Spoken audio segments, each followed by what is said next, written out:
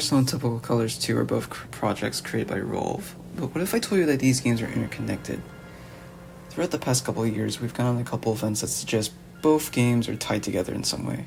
Problem is that the games aren't exactly known for having a storyline. An official timeline of events is not existent at the moment. It's more like scattered trivia that hints at a story, but none of it is connected at all. TC2 also doesn't have a fully established timeline, but it does provide more hints that lore exists in the game. So basically, a lot of this video will be me ranting about TC2, since any Arsenal lore that does exist is meant to be revealed in Arsenal Reloaded, which we haven't exactly gotten many details about for a while now. Now, if we really want to truly understand how a timeline of events will work out, we first need to go over the details that we know for both games. But we probably want to cover the stuff in the timeline segment later.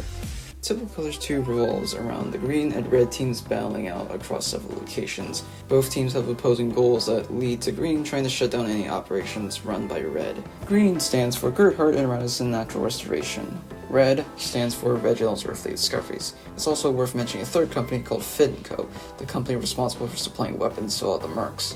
According to the wiki, the mercs on green are supposed to be the main protagonists of the game, while red serves as the main antagonist. Green is an organization backed up by several governments and is dedicated to environmental preservation. On the other hand, red is an organization that is dedicated to illegal mining and resource gathering. They mainly do this in order to take control of half the world's governments. Green is managed by 3 people, and here we go, I'm about to butcher these names: Thomas Radophilis Gerhardt, Walter Johannes Gerhardt, and Geoffrey and Randolph Radisson. Red was founded by a single person named Reginald Alexander Radisson. So basically, Green wants to protect everything while Red wants to destroy everything for profit. This does get a bit confusing in game, since Green serves as the attacking team for both attack, defense, and payload.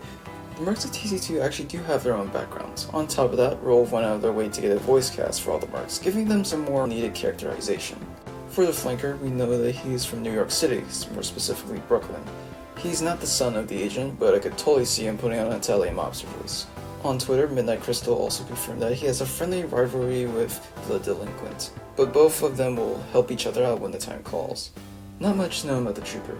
We know that he's from the Midwest, and that he is an actual military veteran, but otherwise, nothing much else is known. Next up is the arsonist. For starters, he's a robot, but as to who his inventor is, it may be Mechanic. According to the in-game contractor, Miss Charlie, in one of her voice lines, she sort of hints at the fact that Mechanic may be Arsonist's inventor, or at most the main person that's responsible for conducting maintenance on them. For the Annihilator, we know that he's from Ireland, and he also hosts his own game mode in Arsenal, known as Bombfest. That only comes around every St. Patrick's Day, though. We actually know a fair bit about Brute's background. For one, he's from Texas, his real name is Anthony, and back at home he has a bike gang where he's referred to as Big Tony.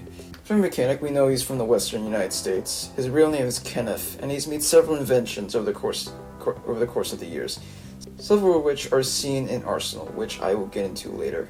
For the Marksman, we know he's from Mississippi. According to the RB Battles event, he's also the owner of a gun range, and from several items in-game, we know that he's an avid outdoorsman. Doctor, he's British.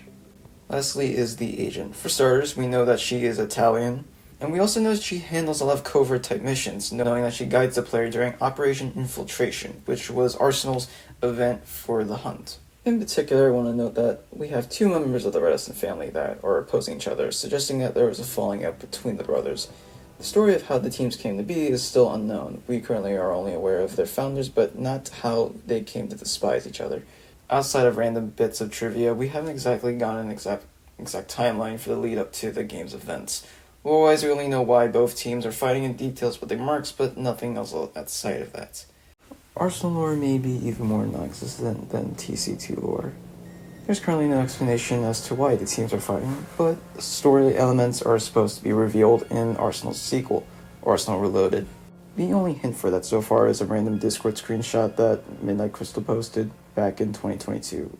Delinquent is the only character in Arsenal that's given some type of narrative. He currently doesn't have a voice actor as of now, but he does have connections with some of the TC2 marks. The biggest detail is the fact that we canonically play as Delinquent in the Slaughter event. He's even mentioned by name during the Mechanic's phone calls. Hey! Delinquent! Do you read me? It's the Mechanic! It seems you might have somehow stumbled upon a personal project of mine. Huh? Am I getting a reading? Delinquent, is that you? You're back!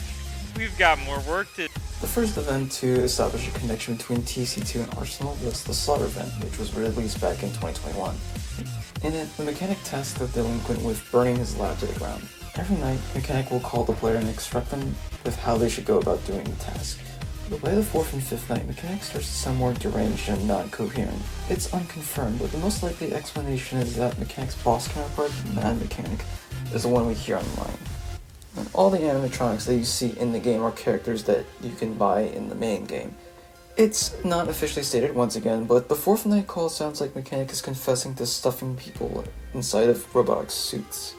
Currently no other character in Arsenal has gotten this much of a narrative that Delinquent has. And I only imagine the lore will be expanded further once Arsenal Reloaded comes out. The second time a TC2 character made an appearance was during the Hunt event. This time, however, it was the agent that had a role. Operation Infiltration involves the agent contracting the player to infiltrate a top-secret facility. We are asked with destroying a highly valuable shipment within the facility. In doing so, we have to sneak through the facility while trying to avoid detection. The agent does not make a physical appearance, but she does provide directions to the player over the course of the mission through the comms. Now that we have covered mostly everything, we can now actually create the timeline. I do know that some stuff may be missing or it may be extremely vague, so I am always open to suggestions. I believe the gameplay that we see in Arsenal and TC2 takes place in the present day. First, starting off in the 1990s, Joseph Finn starts up Finco as a small arms manufacturing company, with the Gerhardts and Renaissance being crucial backers of the project. Remember, there hasn't been a giant falling up between the families yet. The Gerhardts end up being responsible for production while the Renaissance are tasked with handling resource gathering. In the late 1990s, after a couple of years of business, Finco is able to manufacture a decent amount of weapons. Once processed, it allows Finco to massively improve their capital and make significant upgrades to their weapons. But for the most difficult part of the timeline would have to be finding a reason for the Renaissance brothers to bicker and argue, eventually have a falling out, which leads to them being on separate teams. My current guess is that they just had disagreements while they were working together under the same company, but that itself would require a pretty long and complicated reason that would have to span across a couple of years. And at this point, nearly a decade's worth of conflict causes the Rassin brothers to separate. The Gerhardts soon side with Joffrey. Finn decides to stay neutral during the whole ordeal between the conflict, but he makes the decision to provide equipment for both the teams so money can still be brought in, because at this point, all of his partners have basically separated from Finco. Moving to the 2010s, Thomas Rassin decides to go into exile and retreats to a more, desolate part of the world. He creates the Red Team in secret, unbeknownst to his brothers and his former partners. The assassination attempt fails. After the attempt, Thomas unveils the Red Team and reveals the 9 mercs to ruin his former business partners. The Gerhardts and the remaining Renaissance decide to form the Green Team in retaliation. They decide to separate from Finco in the process, and they hire their own 9 mercs. The Delinquent is the 10th merc to be hired, but he makes the decision to fully become a merc elsewhere. Finco, now being able to seemingly purchase a bunch of companies and produce a ton of weapons they have, so do you see where I'm going here? Finn decides to open thousands, and 100,000s of jobs for mercenaries to go out and battle each other. Now that Green and Red are at war with each other, Green decides to go on the offensive in order to shut down crucial operations being done by... And lastly, let's move to the 2020s. Around the 2020s, this is where various events in Arsenal happen. And it's currently the time period where not much happens currently at the moment. In 2021, Delinquent is contacted by the mechanic and is tasked with burning down his various labs and also destroying his inventions.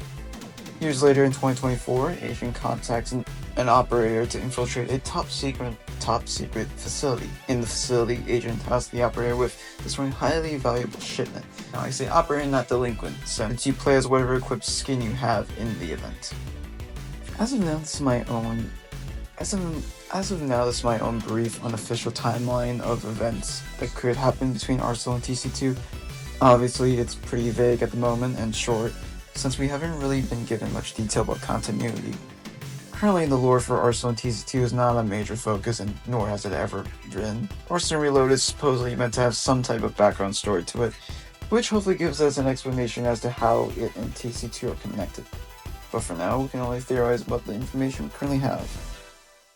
But anyways, these were just my guesses, so feel free to start discussions in the comments below. And I will see you in another video.